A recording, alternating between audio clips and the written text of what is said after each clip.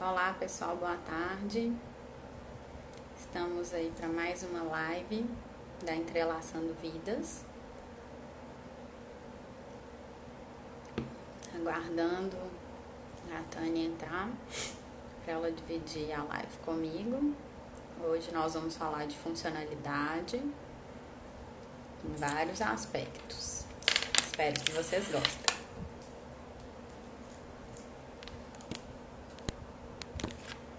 Vocês estão me ouvindo?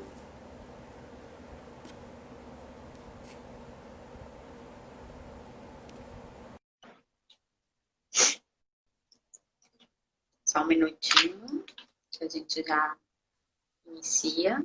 E Rafa, Deu certo. deu certo. É só a gente ficar bem quietinha assim, né? Sem criar muitas expectativas e aí dá certo. Tudo bem? Tudo jóia, graças a Deus. Hum. Então, pessoal, hoje a gente vai falar de funcionalidade, né? Qualidade de vida e declínio funcional na cidade. Ana Tati, Tá só falhando um pouquinho, mas tá dando para te ouvir bem.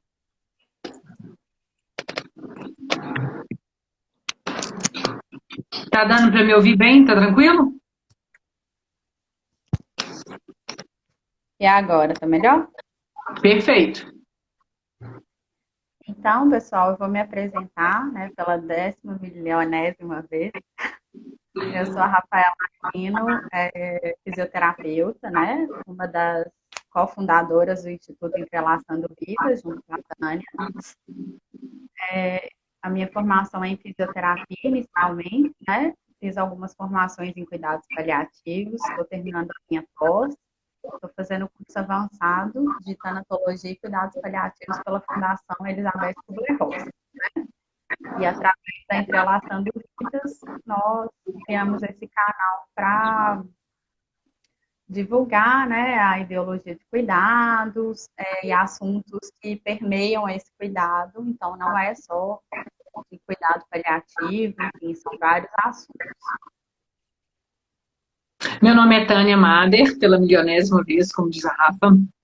Mas, né, sou fisioterapeuta há quase 22 anos e estamos juntas aí há uns 2 anos, né, Rafa, no Instituto Entrelaçando Vidas, com esse intuito de disseminar a ideia de um cuidado, né, compassivo, de qualidade, com muito amor envolvido e com muita excelência técnica, né, temos parceiros, né, maravilhosos, professores, né, muito preparados, né, pela vida e pela profissão, para compartilhar com a gente também, né, vários desses saberes que envolvem o cuidado. E hoje eu e a Rafa decidimos conversar um pouquinho sobre o que é da nossa praia, né, Rafa? Que é a parte da fisioterapia, do declínio funcional, esse declínio funcional, a funcionalidade, né, atrelada à qualidade de vida, o tanto que isso impacta na vida das pessoas. E foi uma brincadeira que eu fiz com ela e sugeri, né, não vamos colocar cuidados paliativos no final da frase, porque, né, a gente vai chegar lá, mas eu acho que tem muito o que falar de uma forma geral sobre qualidade de vida e declínio funcional. E então, assim, a gente, né, um bate-papo, né, Rafa, de duas fisioterapeutas que entendem que o movimento, que a possibilidade de executar as tarefas de vida diária, que a possibilidade do ir e vir, né, da autonomia física, impactam fortemente na qualidade de vida, né, dos nossos pacientes, né, sejam eles novos, sejam eles idosos, sejam eles saudáveis ou doentes. Então, a gente quer conversar sobre isso. Então, por favor, vocês, né, eu acho que fica super à vontade todo mundo fazer pergunta, né, Rafa? Uma ajuda a outra a ler aí, para a gente responder, porque realmente é com muito carinho que a gente fala desse aspecto, que às vezes é extremamente negligenciado dentro, né, dos hospitais, quando um parente nosso está internado, eles esquecem, né, como que é importante a gente se sentir útil, como é gostoso a gente poder ir no banheiro sozinho, a gente se vestir sozinho, né, então, enfim, eu acho que é essa a ideia, né, Rafa, do bate-papo. E, de novo, nós duas somos fisioterapeutas, mas a funcionalidade ela pode ser observada por qualquer pessoa. alguém da família, né, um médico, fonoaudiólogo, enfim, qualquer profissional da área da saúde, enfermeiro, técnico, cuidador.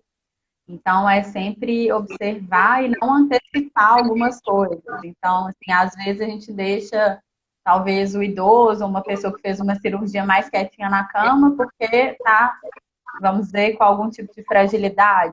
Então, a gente pode antecipar algumas coisas que não fazem sentido, como, sei lá, o uso de fralda, né? A gente tem várias histórias aí para contar. Eu sempre lembro de uma história do rapaz que deixava a mãe deitada porque ela estava tendo várias quedas. Então, com medo dela ter uma queda, claro, pensando no bem-estar dela e na preocupação dele que tinha que sair para trabalhar, ele deixava as coisas perto dela, tipo iogurte, coisas para ela comer e água. E ele ia na hora do almoço, ela almoçava com ele, depois ela voltava para a cama. Então, assim, à primeira vista você olha, você acha que é uma pessoa acamada. Mas aí você tem que conversar e trinchar essa história, né? A Tânia gosta muito, até queria que ela falasse, a denominação de funcionalidade, né? Que é esse jogo de palavras. Jogo de palavras, Rafa, que a funcionalidade vem de função, né? E a função é aquilo que a gente faz, é tanto atividade profissional como atividade ocupacional. Ela tem a ver, inclusive, com a expressão de quem a gente é de fato. Né? E é quando a gente pega a palavra functus, né, que é função, e aí a gente brinca, né, e coloca um defunctus, né, que é o defunto, são pessoas que já não, né, exercem papel algum. E é essa brincadeira, né, que a Rafa gosta, porque realmente é uma coisa assim que a gente é do ser humano movimentar, é dele ser útil, é dele ter essa possibilidade de se expressar com o seu autocuidado, né, que seria ir ao banheiro, alimentar, trocar de roupa, etc. Mas também as atividades instrumentais que a gente fala, né, Rafa, na fisioterapia, que são e na terapia ocupacional, que são atividades de ir ao banco, ir ao supermercado, pegar um troco. Então, essa autonomia física, ela é extremamente relacionada, né, com uma autonomia cognitiva, uma autonomia, né, realmente do conjunto, né, memória, cognição, ação. E eu acho que, né, isso que a Rafa fala, né, eu lembro dessa palestra, a gente assistiu junta, né, desse filho, né, assim, com tanto medo da mãe cair, mantinha ela acamada. E isso, assim, tirando dela essa função, uma função de ser mãe, uma função de ser pessoa, né, virou uma senhora acamada que não precisava. E muitas vezes a gente antecipa isso. Eu tive uma paciente, né, com 98 anos, que ela sofreu uma queda, na verdade foram 3, né, relativamente perto uma da outra, o que é comum no idoso, né, Rafa? Eu acho que é muito importante quando a gente fala, né, da geriatria, a gente comentar essa questão do que é comum também. Então, assim, é comum, não é que a gente vai achar que está tudo normal, pelo contrário, as quedas são sinais de que algo, né, não estão bem, e a gente tem que olhar e fazer uma avaliação criteriosa, se é no ambiente, na força muscular, enfim. Mas essa senhora, então, ela teve repetidas quedas, e num dos atendimentos domiciliares que eu fui fazer, ela estava na cama, de fralda, sendo alimentada pela cuidadora, uma papinha de feijão. Então, de repente, ela saiu de almoçar à mesa, comer o que ela quisesse, com garfo e faca, e usar o banheiro sozinha, para acamada, com fralda, e receber na boca uma papa. Né? Ela virou um bebê de uma semana para outra. E isso que a gente fala é de antecipar, né, a dependência. Claro, aos 98 anos, pode ser muito comum que, eventualmente, a pessoa fique acamada mesmo.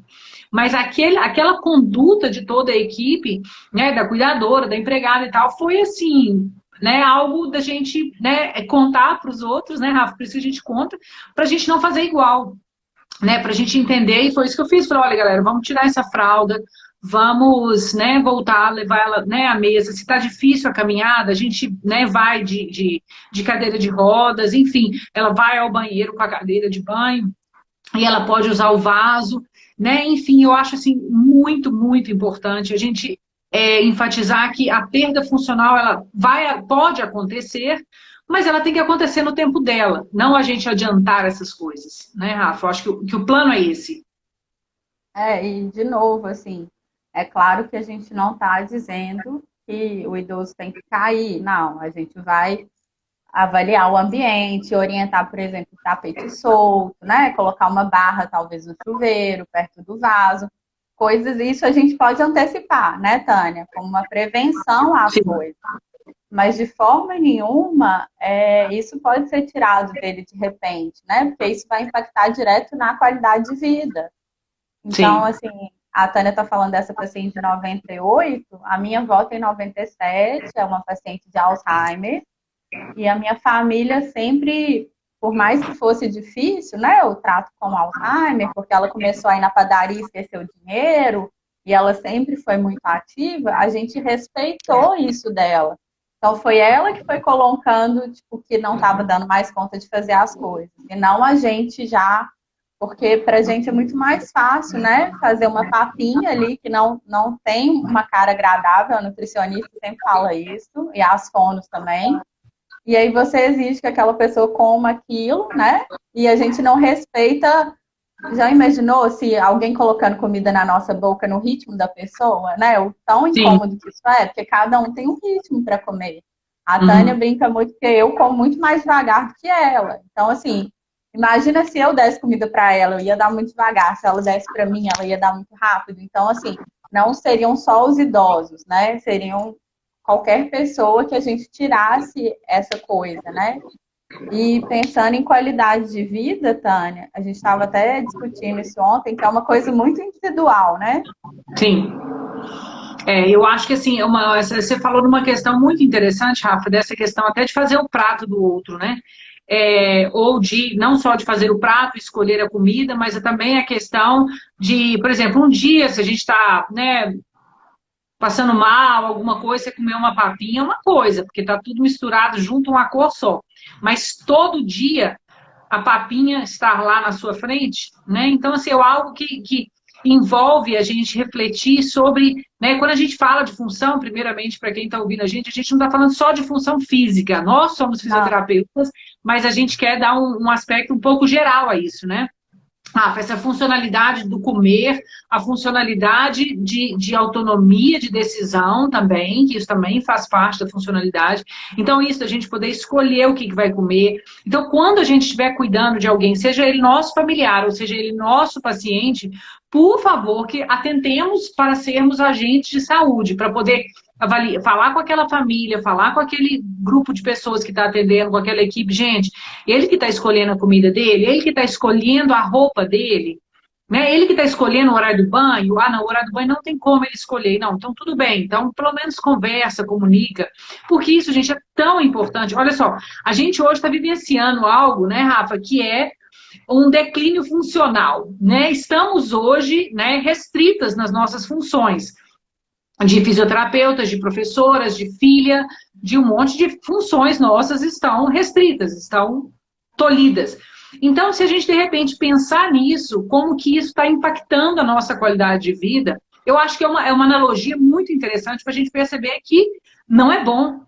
Não é bom, a gente tem que se reinventar. Então é aquilo, se ficou alguma coisa ruim, a gente tem que, vamos dizer, dar uma outra coisa para ficar melhor.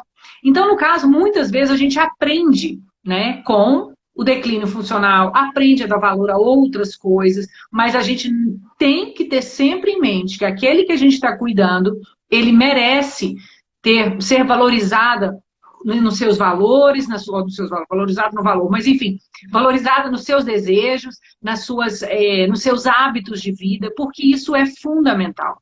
Isso é fundamental para a gente manter essa integridade da pessoa, para ela exercitar quem ela é, a essência que ela é.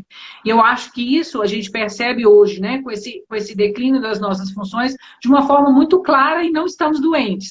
Né? Estamos só em casa, tolhidos de expressões do nosso ser. Você imagina um pai nosso, uma tia, uma mãe, alguém que está de verdade doente, acamado, e a ele é imposto aquele resto todo, né? O tanto que ele come, o que ele come, o que ele veste, quem vai entrar aqui e como que vai ser. Então, assim, é fundamental a gente lembrar da presença, vamos dizer, né, desse ser na nossa frente, que tem valores, que tem história e que Tudo bem. Acho que você conta um caso, né, Rafa, daquele moço que queria dirigir, não era? Que era muito dispineico e tal.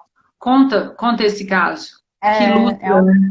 é um paciente meu, eu já comecei a acompanhá-lo, ele já estava no estágio de terminalidade, né?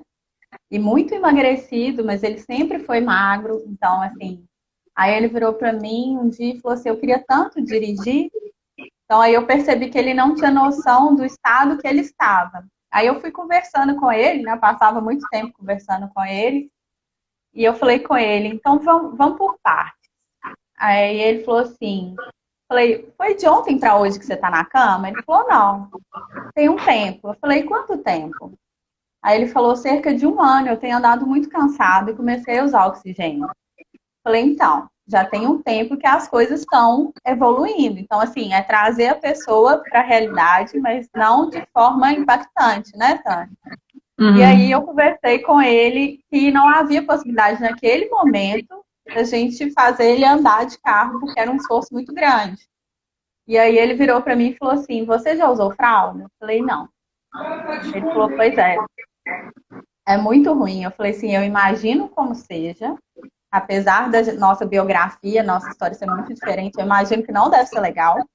Mas vamos pensar, ir ao banheiro hoje, você fica num estágio tão cansado, será que vale a pena?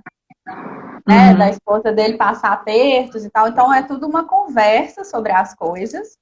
Mas é muito importante isso que você está falando, Tânia, do convite que a gente está tendo de ser privado de várias coisas e talvez trazidos à realidade das pessoas com algum tipo de declínio funcional ou doença, enfim, né? Igual a Ana Michele fala, todo mundo está recebendo uma biópsia na mão, né? Está com o resultado da biópsia na mão, que é a sensação. A Ana Michele é uma paciente que tem câncer metastático e que vive muito melhor do que muita gente que a gente conhece, né? Ela vive a cada momento, assim. E a Tânia gosta muito de usar o exemplo do Stephen Hawking, que se a gente for pensar, ele tinha uma qualidade de vida excelente, ele soube, né, levar aquele declínio funcional, uma pessoa de extrema inteligência, que escreveu várias teses, livros, enfim. E talvez para mim aquilo não seria qualidade de vida, mas para ele era. Então isso é muito individual, até a questão de valor também. Por isso é importante você conhecer quem está ao seu redor, né? Para se Sim. acontecer alguma coisa, a gente ter noção do que essa pessoa gostaria ou não, né? Sempre trazer isso para uma conversa. Não precisa ser uma conversa de um dia todos nós, né, vamos chegar ao fim, ou conversa sobre finitude, mas assim, se você fizer uma cirurgia, né, como você quer que isso aconteça, né? Se você precisar ficar na cama uns dias, enfim, a gente tem que ter Uhum. essas conversas, né, Tânia? Exatamente. Eu acho que, assim, primeiro você falou num ponto muito importante, dessa individualidade do que é qualidade de vida. Né? Porque a qualidade de vida tem várias definições, né? Que é aquela coisa como se fosse uma saúde integral, biopsicossocial, enfim, é a gente estar bem em tudo, né? Não é bem assim, a gente já sabe que a vida a gente não consegue equilibrar todos os pratos, né? Ao mesmo tempo. Mas qualidade de vida é aquele, assim, o mínimo que você precisa para estar bem, né? A gente pode falar da pirâmide de Maslow, né? Das necessidades humanas. Então, primeiro, alimentação, conforto, né? Conforto assim, né? Cama, abrigo, né? Alimento, água, etc. E na escala, né? Na pirâmide, você vai crescendo até chegar no ponto de realização pessoal, coisas maiores. Então, claro que quando a pessoa tem uma doença que vai provocando um declínio funcional, ela vai ter que fazer ajustes finos nisso aí e adaptando. O que está ficando, né? O que está ficando na base dessa pirâmide, né? Provavelmente vai ficar isso, das necessidades básicas, etc. Mas é aquilo de novo, assim. Stephen Hawking, ele mexia um dedo e fez o que fez. Então, assim, a realização profissional dele, que estava lá no topo da pirâmide de Maslow, estava lá em cima de qualidade de vida. Então, assim, para ele já tinha falado, tudo bem, alguém vai ter que me lavar, alguém vai ter que me limpar, alguém vai ter que me alimentar, tudo alguém vai ter que fazer para mim. Mas eu ainda posso me expressar cognitivamente, expressar minhas ideias e por isso ainda vale a pena.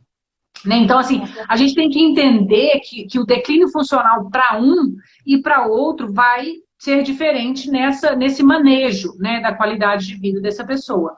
E eu acho que quando a gente fala disso, né, Rafa, em cuidados paliativos, que é quando a gente, né, leu aquele monte de artigos que fala sobre, né, esse impacto dessa possibilidade de se fazer útil, se fazer funcional por conta de uma doença, né? Então, assim, a impossibilidade de você se vestir, de comer, tudo isso impacta na qualidade de vida da pessoa de uma forma muito forte e que pode levar a um sofrimento total maior, né? Então, assim, às vezes a pessoa não está com uma dor física muito grande da doença, uma dor espiritual muito grande por conta daquela doença, mas o impacto daquele declínio funcional socialmente e emocionalmente foi muito grande.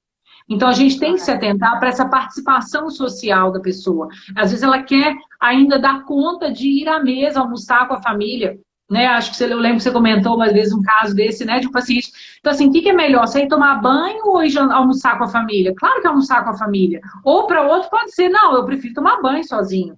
E eles que vêm almoçar, todo mundo na beirada da cama. Enfim, essa individualidade, essa biografia que deve ser respeitada e observada e avaliada e acolhida por toda a equipe. Porque é isso que você falou, Rafa, não é só nós somos os profissionais da funcionalidade, tudo bem. Então a gente já vai ter esse olhar, a gente já vai chegar numa casa e já passar um scanner, assim, um radar.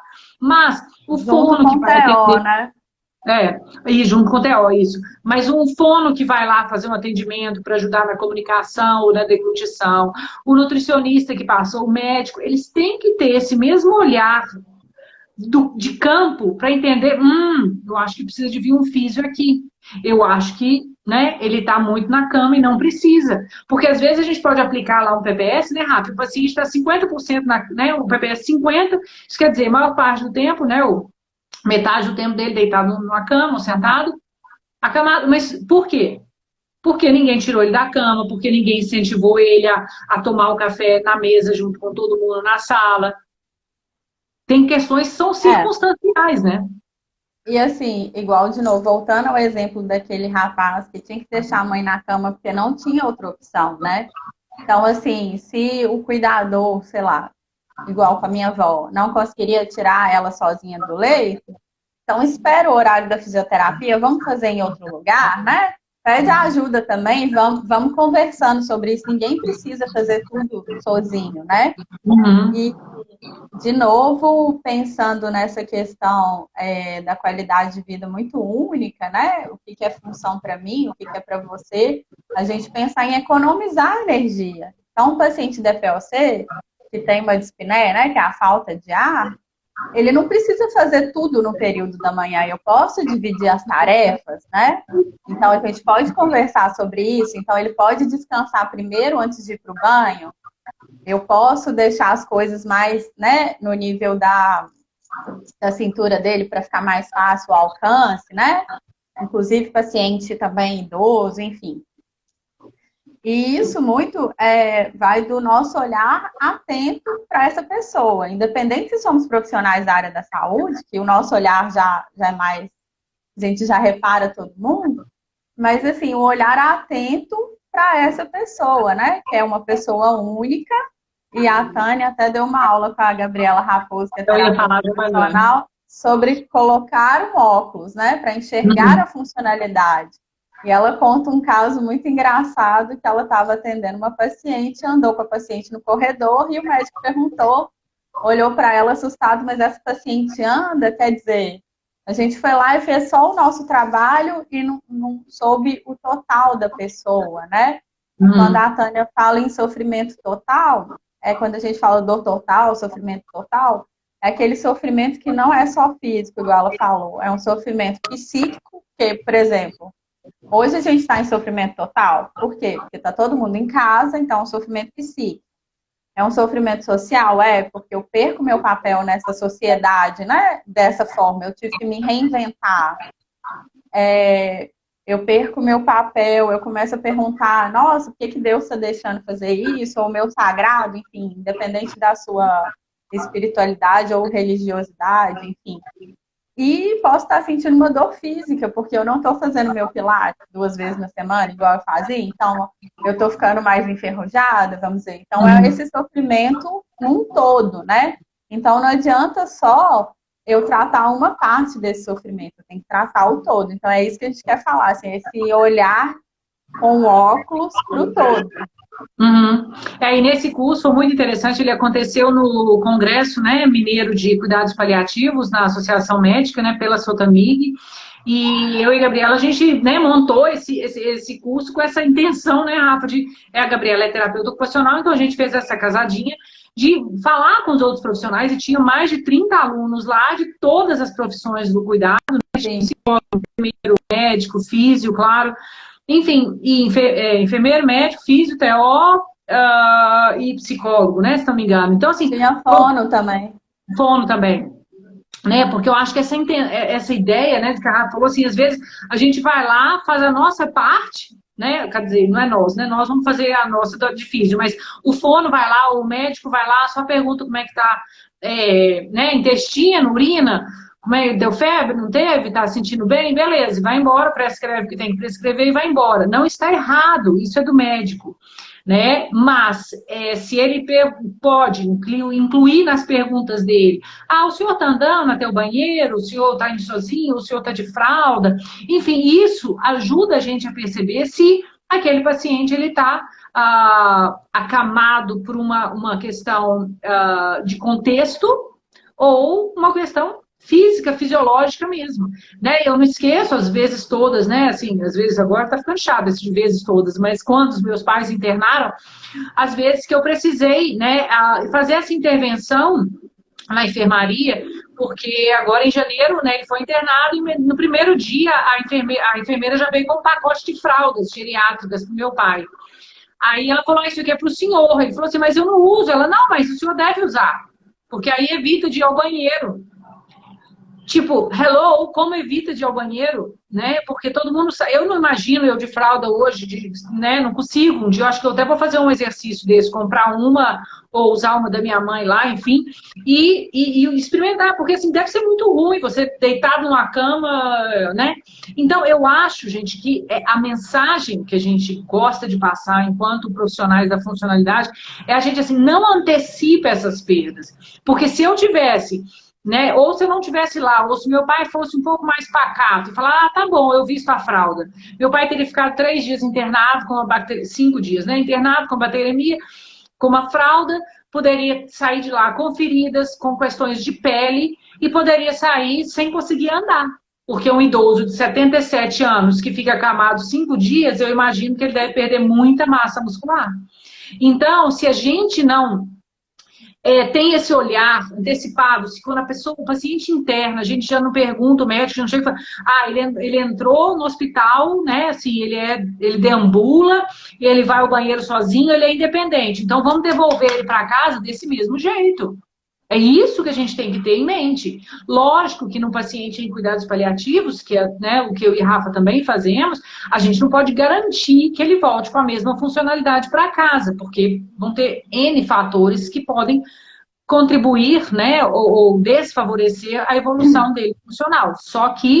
Mas a gente deve ter em mente que quanto menos ele perder, então, de funcionalidade, melhor para o segmento dele depois em casa. Porque cada vez que ele perde a funcionalidade numa internação, já é sinal de que as coisas, né, não estão bem, ou não foram manejadas a tempo, ou realmente, né, é um acompanhamento que a gente vai ter que fazer, né, de assistindo mesmo essa deterioração funcional. Mas, de novo, temos que assisti-la e manter funcional a pessoa até...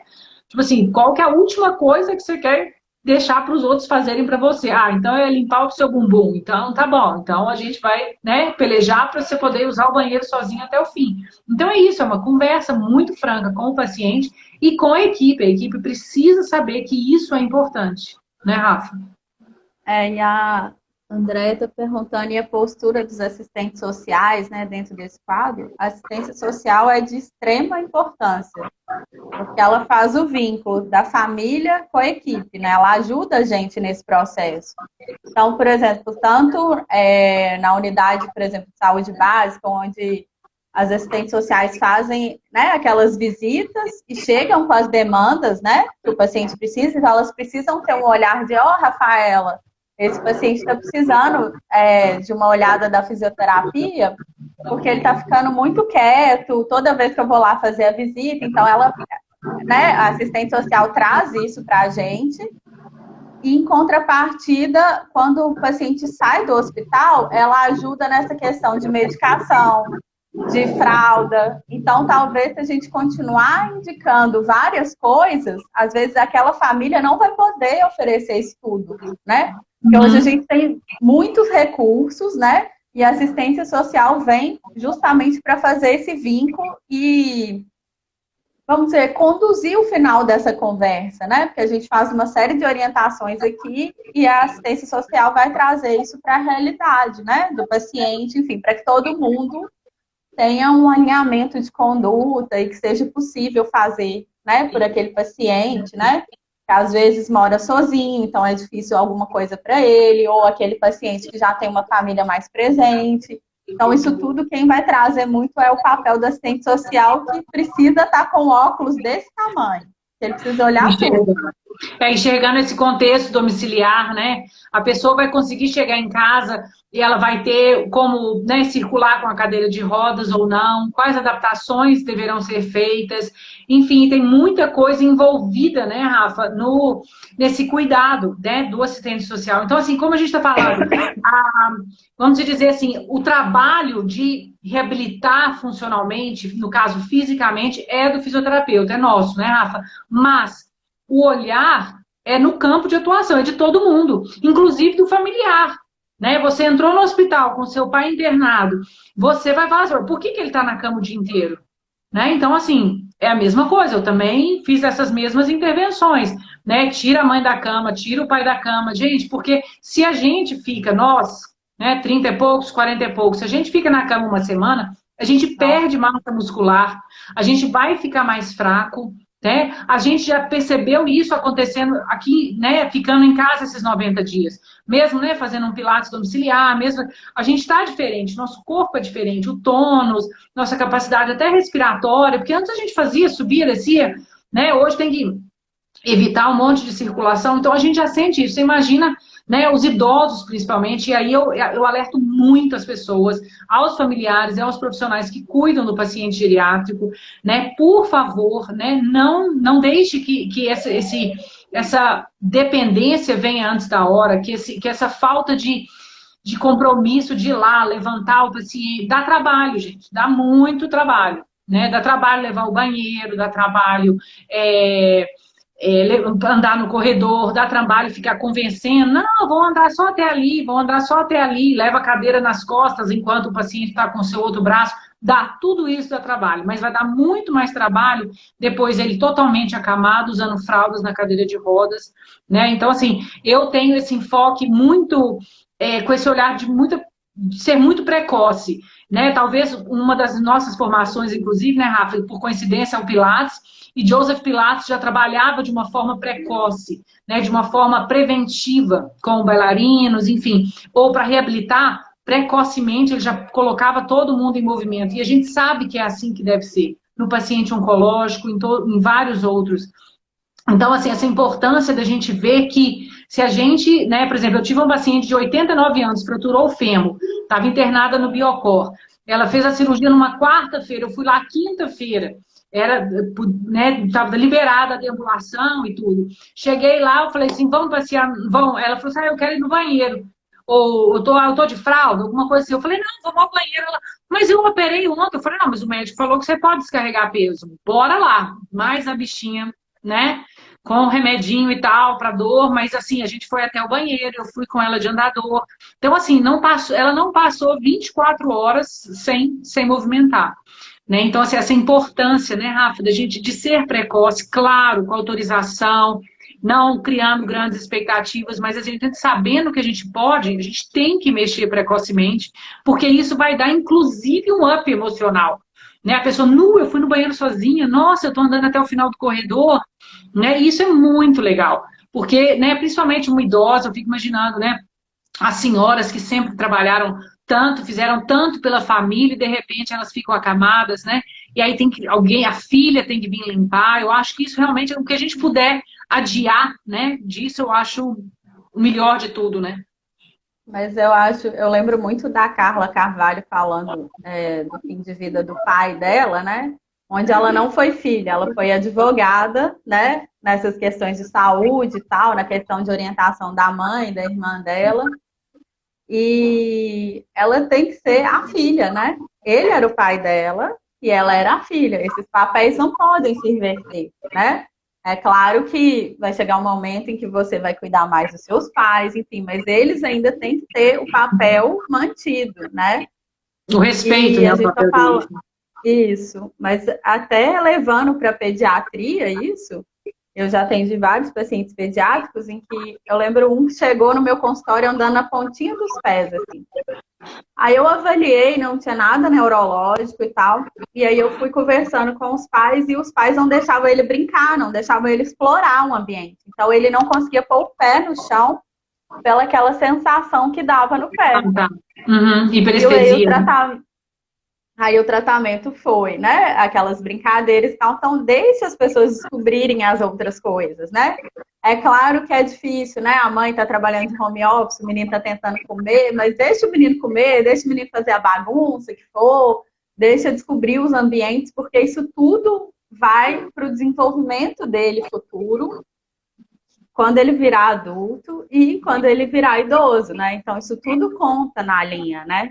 Sim, sim, e aí quando a gente fala, né, desse indivíduo idoso, eu fico imaginando assim, como que ele já está perdendo, né, funções, às vezes ele já aposentou, às vezes ele já perdeu um monte de amigos, e já tem um monte de coisas, já tem um monte de perdas envolvidas no envelhecimento. Claro que tem todos os ganhos, mas eu estou enfatizando esse espaço só para a gente falar o seguinte, então, que tal valorizar todo e qualquer desempenho funcional dele? Deixa ele ir, né? Não, hoje não dá muito, né? Mas se deixa ir no supermercado, deixa ele fazer o que ele dá conta de fazer.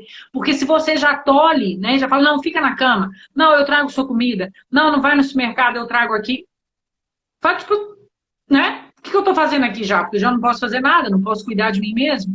Né? Então, assim, a gente ter bastante essa noção. E você falou uma coisa muito importante, Rafa, da manutenção dos papéis. Né? Mesmo a gente cuidando dos nossos pais, tios, avós, o que for, a gente tem que lembrar que eles são, né, hierarquicamente muito maiores que a gente. Então, esse respeito e a essa hierarquia e esses papéis sociais é fundamental. Então, assim, eu não vejo como, né, a Carla não seria filha e advogada, como eu sou filha e fisioterapeuta. Não tem jeito, eu ponho esse para andar no corredor mesmo, tiro da cama mesmo, não tem jeito. Né? Não tem jeito a gente perder o nosso papel profissional aí. Mas a gente tem que manter o papel de filha. Né? Eu lembro que assim, eu tive que enganar a minha mãe para ela andar no corredor, né? Eu fechei a porta assim, do quarto dela, lá não é aqui não? Eu falei, não, acho que não. Vou até o final do corredor para ver se é ali. Né? Então, assim, tem esse tudo que a gente faz para poder, né, dar uma enganadinha nos pais da gente e tal, mas pro bem deles. Né? Igual a gente não pega todo o brinquedo e dá para um bebê. Porque se a gente der todo o brinquedo pro bebê, ele não vai aprender a engatinhar, não vai aprender a fazer nada, nem sentar, porque tá tudo ali na mãozinha dele o tempo todo. Né? A gente vê muito isso também, como você falou, né? Não só da questão da exploração do ambiente assim, mas uma super proteção. Tem gente que acha que o idoso todo mundo tem que levar tudo nele e ele ficar sentado na poltrona o dia inteiro. Não é isso, você está prejudicando a funcionalidade dele, né? Não, com Tem uma certeza. colocação aqui. Aqui, ó. Eu vi. Ah, você leu? Pode ler, então. Não, pode falar. Ah, Pode eu falar. percebo que as famílias têm poucas informações. Então, às vezes, por medo ou comodismo, acaba optando pelo mais fácil, infelizmente. Exatamente, ideia. Exatamente. Ou por comodismo, porque, como eu falei, dá trabalho. Né? O idoso fala, eu quero ir ao banheiro. Nossa senhora, aí você tira da cama, levanta, apoia, aí fica a porta meio aberta, você fica do lado de fora, olha, quando acabar você me chama. Enfim, demora mesmo. Mas, principalmente, se esse idoso for seu pai ou sua mãe, eles fizeram isso por você. Então, no mínimo que você pode fazer é retribuir, né? Então, a gente opta pelo mais fácil, mas a gente tem que ter um exercício de que o mais fácil para a gente pode ser prejudicial para o outro, né? E falando que as famílias têm poucas informações, eu e a Tânia, a gente bate muito nessa tecla de que todos temos que saber as informações básicas, né? Claro que cada um na sua especialidade, enfim. Mas uma família tem que saber que é prejudicial para o idoso ele ficar na cama. né? E quem vai levar essa informação somos nós, que somos agentes dessa informação. Então, é sentar e ter uma conversa sincera, ver o que é possível fazer e o que não é possível para aquela família, né? E essa orientação cabe a nós, que temos essa informação, e repassar, né? A Tânia gosta de brincar muito que no hospital o porteiro tem que saber, a faxineira tem que saber, o médico, o diretor tem que saber, todo mundo tem que saber o básico para poder orientar, porque às vezes essa família vai fazer um vínculo maior com uma pessoa que com a outra, mas a linha de tratamento tem que ser a mesma, né? Uhum. Sim, não é só isso, né? O cuidado, ele é uma área de atuação dos 7 bilhões de indivíduos que vivem nesse planeta, né? Porque a gente assistiu um curso outro dia, uma live, né? Ou a gente vai ser cuidado, ou a gente vai cuidar, ou a gente já cuidou. É igualzinho a cair de moto, né? Ou você já caiu de moto, ou você vai cair, né? Mas uma coisa assim. Então, o cuidado é de todo mundo. Né? Eu não atualizei hoje não, mas é uns 7 bilhões e pouco, né, que tem no mundo hoje. Então, assim, de todo mundo o cuidado, é dessas pessoas todas. Né? A gente tem que saber, Rafa, né? Só na porta do hospital e na diretoria, é todo mundo tem que saber, porque é seu pai, é seu tio, é seu vizinho, é seu filho, né? A gente conhece pessoas que perderam filhos, que tiveram que cuidar dos filhos. Então, assim, isso acontece em qualquer lugar, em qualquer situação da vida. E eu acho que essa atitude da gente não é de fazer de sacanagem, não, ó, não vou trazer comida aqui não, você vai ter que ir lá na sala. E a pessoa não está dando conta, não é isso, né, gente? Então, assim, a gente tem que estar sempre contextualizando aquilo, né, Rafa? Uma coisa muito importante é a gente, enquanto profissional, lidar com a questão da realidade, expectativa. Porque às vezes a gente quer muito que fulaninho, né, volte a dirigir ou saia de casa. A gente quer muito, porque a gente formou um vínculo absurdo, transferiu tudo, enfim, aquela coisa, né, bem bacana, mas às vezes, né, tem que ser feita com mais cuidado. Então a gente se envolveu, criou uma expectativa muito grande. E o paciente nem aquilo não queria mais, porque ele viu tanto que ele ficou cansado. Ou você pensou nisso semana passada, não deu para fazer por causa de uma questão respiratória, você foi fazer essa semana, ele já não dá mais conta. E aí você tem que, né, respirar fundo, entender que passou a fase, né, e entender não só para a gente, né, Rafa, enquanto profissional de saúde, a realidade expectativa, mas para a família e para o paciente, né? Não, com certeza. E assim, a gente fala muito que a gente tem que se preparar para o pior, esperando o melhor, né? Então a gente tem que se preparar e sempre naquele jogo de tipo, hoje você está fazendo isso. Mas a gente sabe que é uma doença que vai, por exemplo, uma ELA, né? Onde a perda de funcionalidade vai acontecendo muito rápido. Aí você fala, e quando você não puder mais fazer isso? O que a gente vai fazer com isso, né? E eu acho muito válido levar essas conversas para amigos, né, familiares, vamos conversando sobre essas questões, né, para que a informação comece a chegar e a gente trabalhe melhor, porque quanto melhor as pessoas sabem, melhor para a gente também, mais a gente consegue orientar, né, Tânia, e fazer um trabalho mais assertivo. Sim, e o Montagnini naquele artigo, né, Rafa, que ele fala que vale a pena a reabilitação, né, até no estágio final de vida, porque proporciona melhor qualidade de vida, maior independência, que seja em pequenas funções. A gente tem que entender, né, vamos completar mais um pouco que a Deia falou assim, dessa importância da gente compreender o que está acontecendo, né, quais são as perdas funcionais irreversíveis, quais que são reversíveis e quais são preveníveis. Né? Quais são aquelas que a gente fala assim, não, ele não precisa sair dessa internação pior do que chegou funcionalmente, porque foram só 2 dias. Então, bora lá. Então, a família tem que saber as condições. Então, a gente tem que ser mais ativo, mais perguntar para o médico, ele tem que ficar na cama? Não. Então, cutuca lá, pai, vão levantar da cama, vão dar uma volta no corredor. O médico falou que você não precisa ficar na cama. Então, a gente tem que ser mais ativo, mas a gente entra nessa posição de objeto, né? Enquanto paciente e enquanto família de paciente. Porque todo mundo só sentadinho no quarto, fazendo nada, esperando o médico vir, ou dar alta, dar mais remédio, ou um procedimento.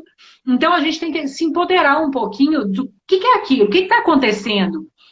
Por que as pessoas Por que meu pai está deitado? Ele pode sentar? Ele pode, né? A gente tem que perguntar um pouco mais, principalmente Deia aí que entrou com esse assunto que eu achei relevante, né? E aí ela falou mais alguma coisa aí embaixo agora. Falou. Depois você lê aí. Mas então, assim, a gente tem que ser um pouco mais argumentativo, um pouco mais inquisitório, assim, no sentido assim, de querer saber por que está acontecendo isso, por que ele está acamado, por que, né? Corresponsável pelo tratamento, né? Porque também é Isso, muito de fácil certa a gente forma. entregar, né?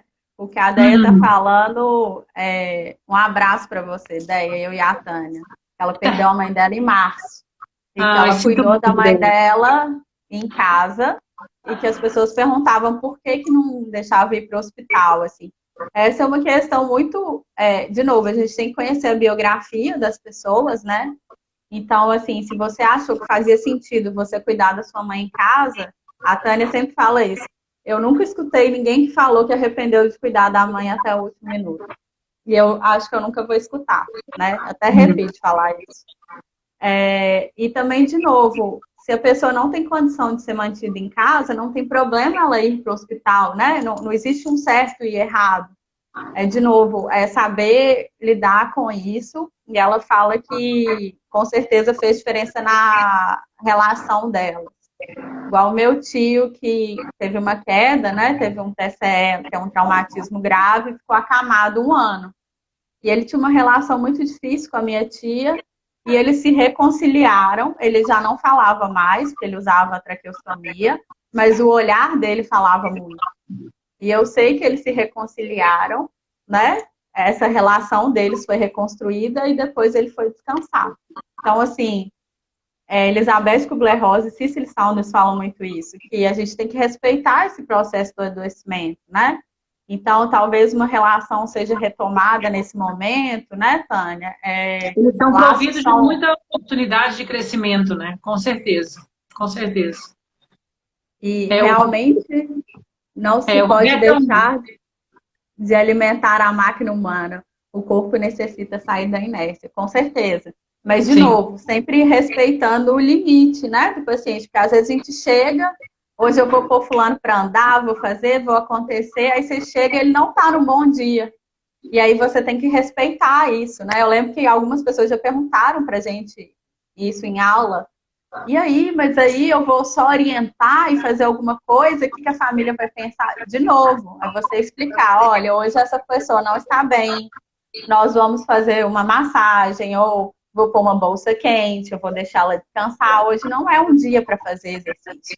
E tá tudo bem, mas a gente tem que, de novo, falar, explicar, porque as A pessoas gente entendem tudo que a gente a fala, gente tem né? que entender, eu entendo muito bem isso que o Roberto está falando, um grande amigo, um beijo. Eu entendo demais da conta que a gente, né, eu ainda mais eu trabalho com movimento, né, uma das minhas funções aí é com o Pilates, e a vida para mim é movimento, o movimento é vida, e tá tudo junto. E então para mim isso é muito importante. Só que, Roberto, uma coisa fundamental, a inércia, ela não precisa ser só do movimento, né? O movimento não é só físico. Então, se você consegue estimular a pessoa de uma forma cognitiva, de uma forma mental. Então, isso acontece muito, né, Rafa? Às vezes o fisioterapeuta não consegue fazer a fisioterapia que ele queria, que ele planejou, aquela sessão de 50 minutos ou 1 hora de exercício, mas ele até conseguiu que o paciente saísse da cama para a poltrona, ele conversou, ele jogou um monte de sementinhas lá dentro, ele estimulou, cadê o livro que estava aqui para a senhora ler, né, quando eu não estiver aqui, ou quando seu filho for em casa, enfim. Então, é aquele priming, né, Rafa? É aquela atitude nossa de acreditar que ele pode mais, e mesmo não podendo ou fisicamente ou não querendo naquele dia fazer tanto esforço, ele tem essa capacidade dentro dele. E a gente, enquanto reabilitadores, acreditar no paciente, gente, é fundamental, é meio caminho andado. Né? Porque, e isso na vida, né, Rafa? Eu acho que assim, é muito interessante como que quando a gente olha para o outro e fala assim, você dá conta, é mais ou menos aquele exercício de compaixão, né? Porque a gente já acha que o outro dá conta e eu nunca acho que eu dou conta, né? Mas é mais ou menos assim, né? No Pilates, que eu trabalho há 18 anos, as pessoas, mesmo, não, eu vou fazer esse exercício, eu falei, vai, você dá conta. Não, não dou, eu falei, dá. né? Então, muitas vezes precisa vir um outro para falar que você dá conta de fazer, que isso ainda é possível. Talvez não saia do jeitinho que você fazia antes, mas você vai conseguir fazer, e isso já vai ser muito bacana. E a gente ir ressignificando, né, Rafa? Algumas coisas que você não consegue fazer, você vai fazer diferente, ou você não vai conseguir fazer aquelas mais, mas quais outras você consegue fazer? E aí você vai indo nessa constante dinâmica, que é a vida mesmo, né? Que é a vida como um todo, que é a gente trocar de funções às vezes, né? E fazer um pouco diferente toda vez, porque é o melhor que tá tendo, né? O que tem ali para fazer aquela hora. Né? Então, é lembrar dessa inércia, né? Que essa inércia pode ser uma inércia, muitas vezes, emocional, aí a gente lembra da dor total, né? Às vezes a pessoa não quer sair da cama, não é porque ela está sem força nas pernas, ela está sem força na ânima dela, ela está arrasada, ela está triste, ela está, né? E aí eu lembro muito, Rafaela, do Ricardo, né? Quando numa das lives as pessoas perguntaram, mas como que eu informo a pessoa sobre isso, aquilo? Aí ele fala assim, olha, geralmente as perguntas que começam com como eu posso fazer isso, a gente deveria responder com amor.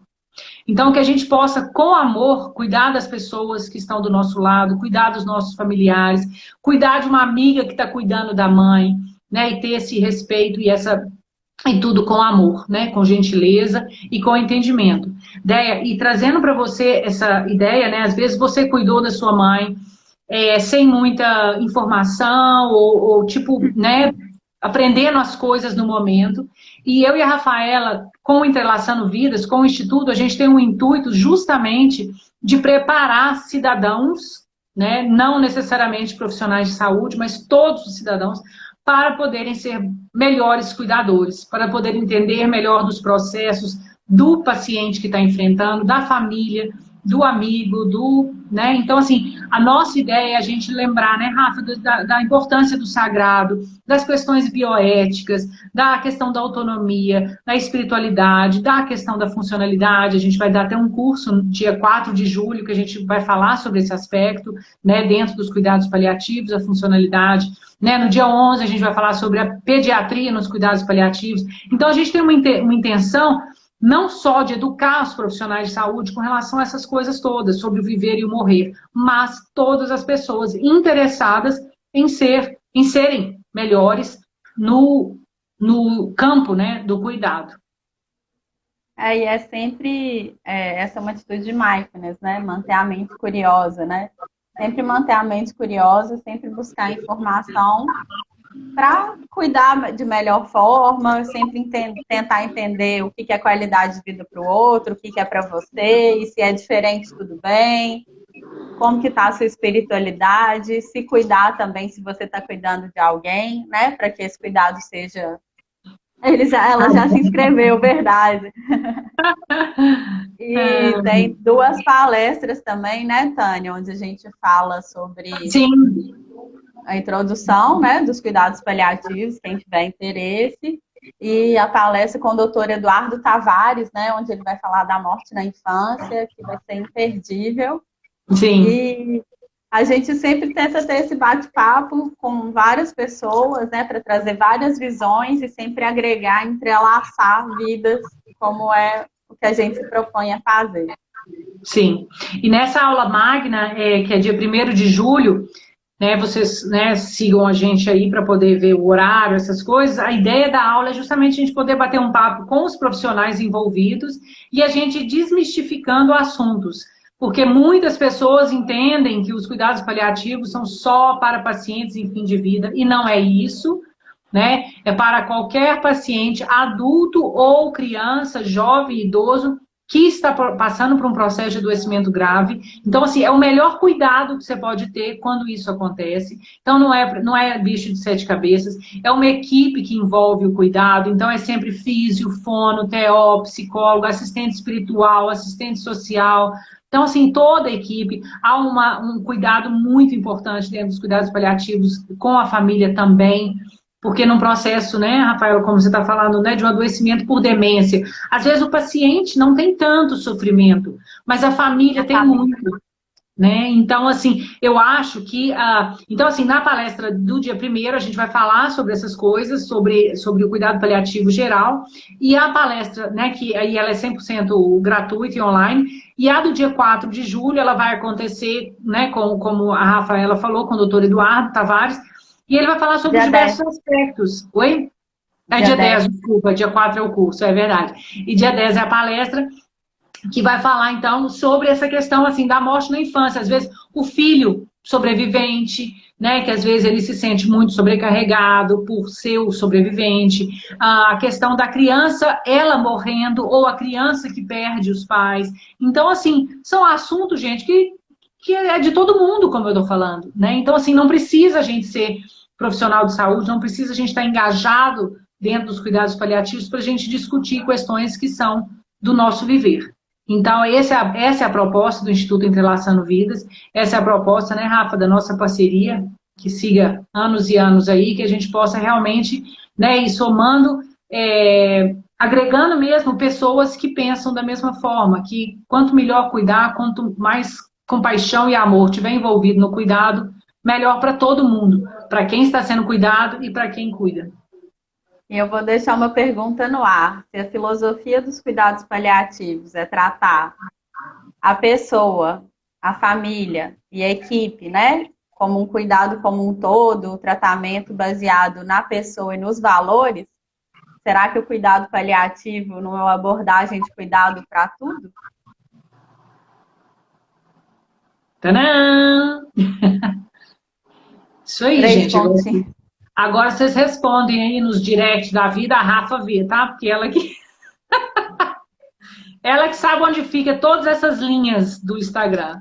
Mas, enfim, eu acho que é isso, né, Rafa? A gente questiona muito isso, né? Por que o cuidado paliativo é para pessoas só, né? Para pessoas que estão, e familiares, né? De pessoas que estão passando por um adoecimento grave, né? Por que a gente não pode falar sobre cuidados de uma forma geral e com toda essa gama de possibilidades que o cuidado paliativo tem, mas em outros cuidados vários.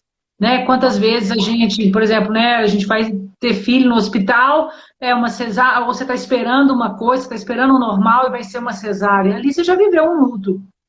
Né? O menino ir embora para casa com você, não, ele vai precisar de oxigênio. Aí você vai embora para casa com o coração partido que o menino ficou no CTI. Outro luto. Enfim, então, assim, essas coisas, gente, esse dinamismo da vida com relação aos desafios e as incertezas, elas são inerente ao viver nosso. Então, esse cuidado paliativo, essa equipe, né, de psicólogos, de pessoas que podem nos auxiliar, elas deviam realmente estar em todas as enfermarias. Né? Então, bora lá. Cuidados paliativos para todos. Vai ser a próxima camisa que a gente vai fazer, cuidados paliativos para todos. A gente não comentou que agora nesse Covid a gente está em dor total? Então a gente está sendo paliado, né? Com as lives, com a nossa terapia, com, né? Reiki à distância, né? Exatamente, exatamente. Usando todas as ferramentas, né? Com certeza. Muito bom. Demais. Esse bate-papo que a gente queria passar, né? Sempre agradecer. A gente fala muito, então, assim, vocês podem perguntar no meio do caminho, porque se deixar, a conversa vai até E poder mais. E bom que o Instagram tem um tempo, né? Com 60 minutos ele termina, para a gente poder parar de conversar, né? Então, senão, ia direto. Mas o Léo Consolim falou outro dia na live dele que é bom isso, né? Para educar a gente de que 60 minutos é o suficiente, né? Não o preciso suficiente. A gente pode, né? Mas não precisa, né? E hoje o Instagram cooperou com a gente, né? A gente ficou vendo uma outra, mexendo, ó. Tudo funcionou. Vamos lá. O dia que todos os profissionais olharem para os pacientes como a equipe paliativa, a humanização será real. Isso mesmo, maravilha. Exatamente isso. Exatamente, ideia. E é essa a ideia, né? Da gente não precisar falar em cuidado humanizado, né? Como o Alexandre Ernesto fala, né? Por que a gente não fala cachorrização do cuidado com o cachorro, né? Então, por que a gente fala de humanização do cuidado com o outro? Tinha que ser o óbvio, né? Então, assim, ideia, né? Estou contigo e não abro, é isso mesmo. Assim, a humanização será real será genuína e íntegra quando a gente conseguir, com esse óculos dos paliativos, ver tudo, né? Ver a nossa vida, ver o cuidado, ver o paciente, ver nossa mãe, ver todo mundo, né? É um Muito convite, obrigada. realmente. Obrigada pelas Nossa, suas muito bom. considerações. A gente tem 20 segundos. Tchau, pessoal. Muito obrigada. Deia, obrigada pelas considerações. A gente espera nos milhões de cursos que você se inscreveu. Gente, muito obrigada. Boa noite, viu? Prazerão. Obrigada, Rafa. Gratidão.